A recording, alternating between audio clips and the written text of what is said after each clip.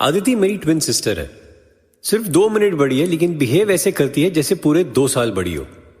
हम दोनों के बीच एक अजीब इक्वेशन है। हम एक दूसरे को कुछ ना भी बताएं, पर हम एग्जैक्टली समझ सकते हैं कि दूसरे के मन में क्या है। बाकी फैमिली के लिए जरा इरिटेटिंग है, स्पेशली हमारी माँ के लिए, जिसे पता नहीं क्यों ऐसा लगता है कि हम भाई बहन का आपस का रिश्ता स्ट्रॉन्गर देन आवर रिश्ता विद माँ।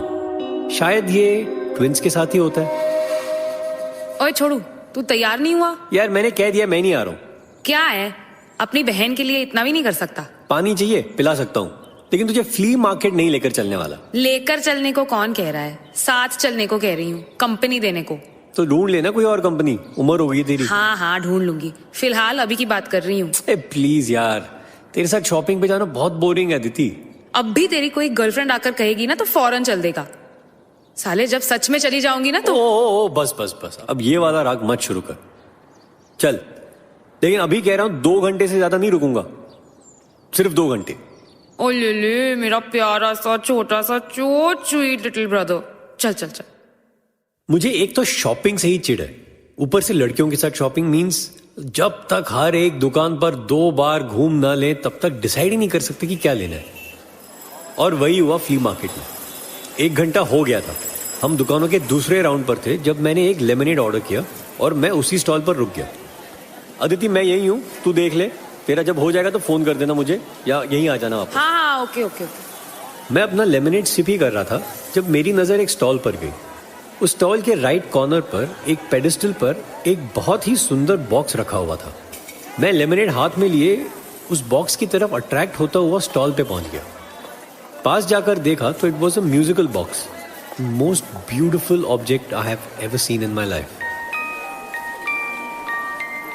Handmade, hand painted, natural colours और करीब 300 साल पुराना जेन्युइन एंटीक पीस। कहना पड़ेगा, you have an excellent taste. मैं मुड़ा और फ्रीज हो गया। मेरे सामने एक गॉर्जियस लुकिंग लड़की खड़ी थी, जिसकी स्माइल किसी डायमंड नेकलेस से भी ज्यादा स्पार्कलिंग थी। हाय, आई एम माया, ये मेरा स्टॉल है। यू नो, इस म्यूजिकल बॉक्स की बहुत इंटरेस्टिंग स्टोरी है। ये चाइनीज है। ये बॉक्स एक चाइनीज औरत का था और वो इसमें अपने लव लेटर्स रखा करती थी जो उसका लवर उसे लिखता था। बॉक्स के पीछे देखो, ये एक छोटा सा स्लाइडिंग कंपार्टमेंट बना है। उसका लवर एक सोल्जर था और वो वॉर के चलते घर से दूर रहता। फिर फाइनली जब वो वापस आया तो उन दोनों के बीच कुछ मिसअंडरस्टैंडिंग हुई। कहते हैं बहुत लोगों का खून बहा एज अ रिजल्ट। लेकिन जब वो औरत मरी तो उसके साथ इस बॉक्स को भी दफन कर दिया गया। तो आप उस चाइनीज औरत की फैमिली को बिलोंग करती हैं? मैंने थोड़े सार्कास्टिकली विद अ स्माइल पूछा और वो हंस दी। You have a naughty sense of humor too. And you have a terrific knack of selling, हाँ? क्या सेल्स पिच दिया है एक ऑर्डिनरी म्यूजिकल बॉक्स के लिए। मोहब्बत और खून का कर्स वाला म्यूजिकल बॉक्स, ब्यूटीफुल। उस मोमेंट में ही मुझे महसूस हुआ कि अदिति ने ऑलरेडी मेरे मन की बात पहचान ली थी। I had fallen in love with Maya as much as with the musical box. और अदिति ऑब्वियसली थोड़ा सा जेलस थी। अदिति पता नहीं क्यों ऑलवेज मेरी गर्लफ्रेंड्स को लेकर थोड़ा सा मीन रहती थी, बहुत पॉजिटिव थी मेरे बारे में, और उसके लिए तो मैं छोटू था। अदिति को यही लगता था कि मैं तो भोला सा बेवकूफ सा बच्चा हूं और कोई लड़की मेरा एडवांटेज ले लेगी। एनीवे, मैं थोड़ा सा एम्बैरेस हो गया माया के सामने अदिति के कमेंट से, और मैंने कवर अप किया। हाय, आई एम तरुण और ये मेरी ट्विन सिस्टर है Aditi, my guardian also. Aditi, Maya. Oh, twin sister, no wonder possessive है। आप ये बॉक्स पैक कर दीजिए, I will buy this. Really? तुम कब से ऐसी चीजों पे फिदा होने लगे छोटू? मैंने म्यूजिकल बॉक्स को खोला और उसकी धुन सुनाई, and for a moment Aditi भी वो धुन सुनकर खो गई। She was mesmerized. मैंने कहा, हो गई ना तू भी फिदा? इट्स जस्ट ब्यूटिफुल, मान ले, सही चीज मिली है। अदिति ने कुछ नहीं कहा, शी वाज स्टिल लॉस्ट। और तभी, और तुम्हें आज के बाद भी कभी अफसोस नहीं होगा ये बॉक्स लेने का। ये बिल, ये मेरा कार्ड और पीछे मेरा नंबर लिखा है। थैंक्स। आई थिंक माया भी समझ गई थी कि अगर वो अपना नंबर नहीं भी लिख कर देती तो मैं कुछ ही दिनों में कहीं ना कहीं से निकाल लेता। हम बॉक्स लेकर घर वापस आए। सरप्राइजिंगली धुन सुनने के बाद से अदिति ने कुछ नहीं कहा, पूरे रास्ते भर चुप रही, और मैं भी चुप ही था। मैं माया की स्माइल भुला ही नहीं पा रहा था और बार बार उसका कार्ड और उस पर उसी के हैंडराइटिंग में लिखा हुआ उसका नंबर देखे जा रहा था। घर पहुंचते ही मैंने सोचा छोड़ो शर्म लिहाज और मैंने माया को फोन किया और हमने नेक्स्ट डे शाम को कॉफी पे मिलने का प्लान बनाया। पता नहीं माया को मिलते ही मुझे कुछ अजीब लगा। I can't explain, I mean मैं उसे जानती भी नहीं, लेकिन मैं तरुण को लेकर पॉजेसिव हूं, मेरा भाई है वो। हो सकता है माया बहुत अच्छी लड़की हो, लेकिन अभी फिलहाल I was feeling very uncomfortable. उस दिन पूरे टाइम मैं बस उस म्यूजिकल बॉक्स की धुन ही सुनता रहा और रात एज आई फेल अस्लीप मैं माया के बारे में ड्रीम करने लगा। ड्रीम में मैं बस माया को किस करने ही वाला था जब तरुण! अदिति की चीख सुनाई दी और मेरी आंख खुल गई। मैं दौड़ा अदिति के बेडरूम की तरफ। वो बेड पर बैठी थी और डर उसके चेहरे पर दिखाई दे रहा था। पसीने में भीगी हुई वो जोर जोर से सांस ले रही थी। क्या हुआ? कोई मुझे मार रहा था। क्या? सपना था माया।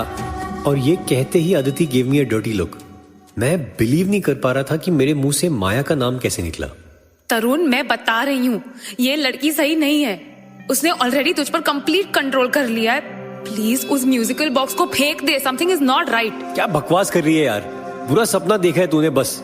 सॉरी मैंने तुझे माया कहा बट नहीं तरुण, मैं इसलिए नाराज नहीं हूँ। सपने में जो भी मुझे मार रहा था उसकी शक्ल तो मुझे दिखाई नहीं दे रही थी, लेकिन वो धुन तरुण, तेरे म्यूजिकल बॉक्स वाली वो धुन प्ले हो रही थी पीछे। हाँ तो इतनी बार धुन सुन चुकी हो थैंक्स टू मी।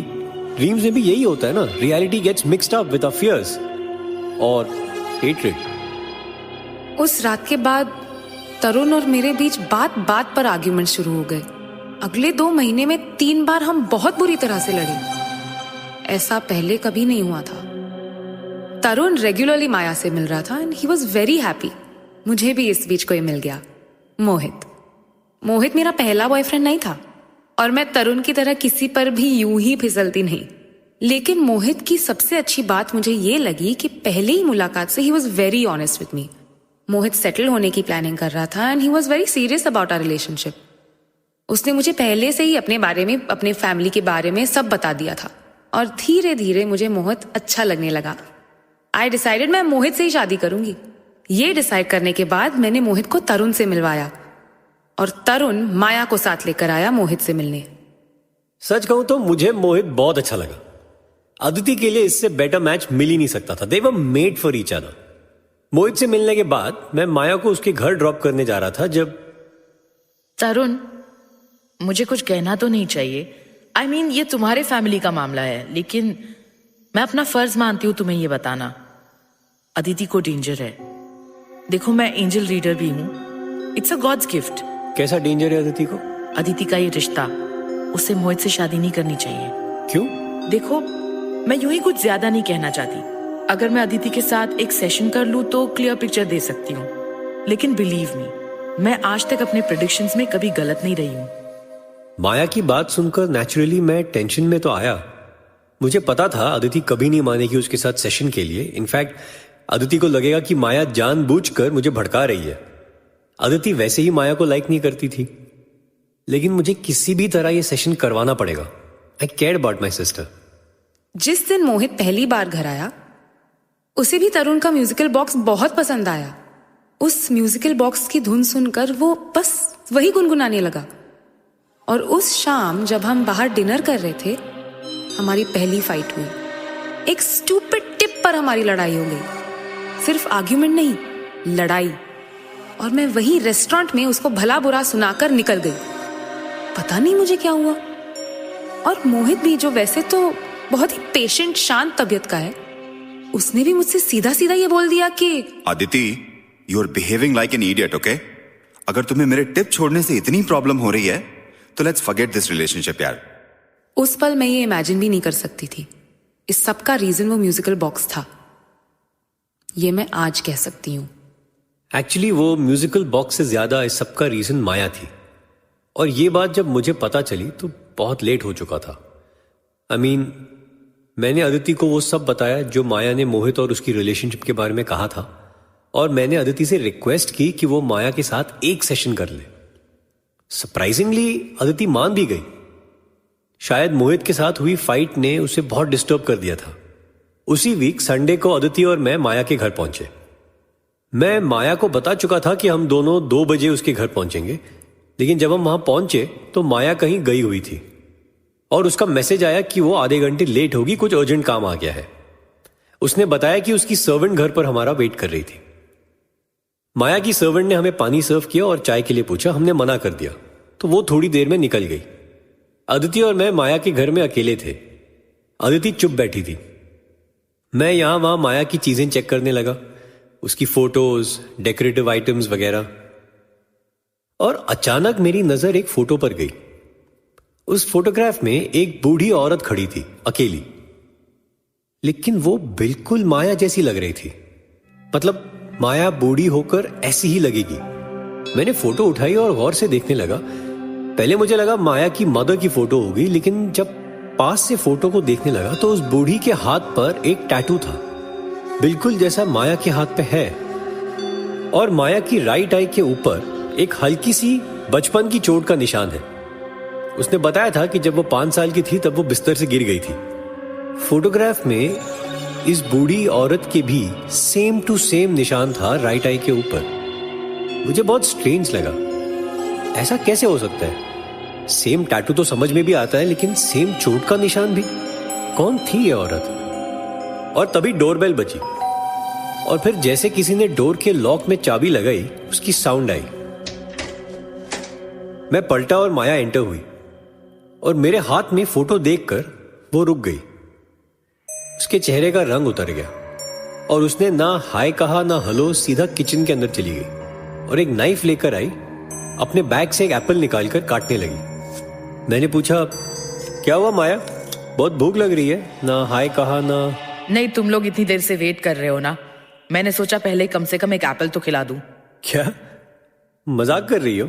एंड जिस तरह माया ने रिएक्ट किया वो देखकर मैं चौंक गया। मैं मजाक नहीं कर रही, just have the Apple, okay? और उसने एप्पल की एक फांक मेरी तरफ की, इनफैक्ट ऑलमोस्ट मेरे मुंह में घुसाने की कोशिश की। लेकिन उसी मोमेंट सडनली अदिति अपनी जगह से उठी और उसने एप्पल को माया के हाथ से छीनते हुए चिल्लाई, नो तरुण, एप्पल मत खाना। मुझे समझ नहीं आया ये क्या हो रहा था। अदिति और मैं अक्सर एक दूसरे के बारे में एक सिक्स्थ सेंस महसूस करते हैं। खास तौर पर जब कोई डेंजर में होता है तब हम पहले ही रिएक्ट कर लेते हैं। बिल्कुल उसी तरह अदिति का ये रिएक्शन था। जैसे ही अदिति ने माया के हाथ से एप्पल की फांक झपटी, माया मुड़ी और उसने जोर से अदिति को धक्का दिया और अदिति पर अटैक किया विद द नाइफ। मेरी आंखों के सामने माया ने अदिति को उस चाकू से मारा।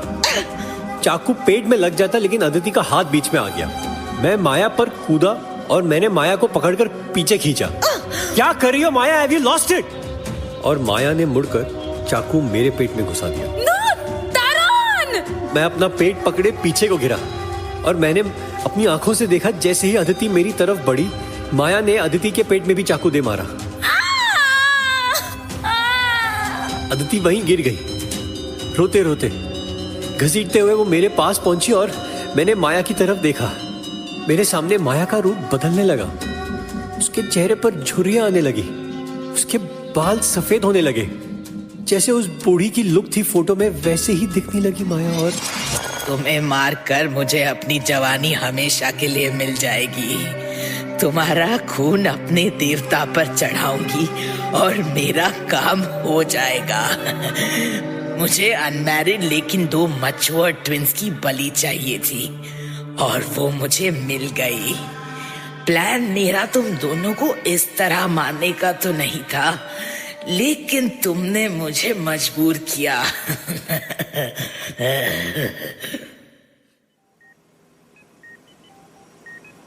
किसी तरह शायद उस शौक में जो हुआ वो देखकर, सुनकर और माया पे जो गुस्सा मुझे आया, उससे मुझ में कहां से क्या शक्ति आई। लेकिन घायल कंडीशन में मैं उठा और मैंने वहीं डाइनिंग टेबल की कुर्सी उठाकर माया को दे मारी।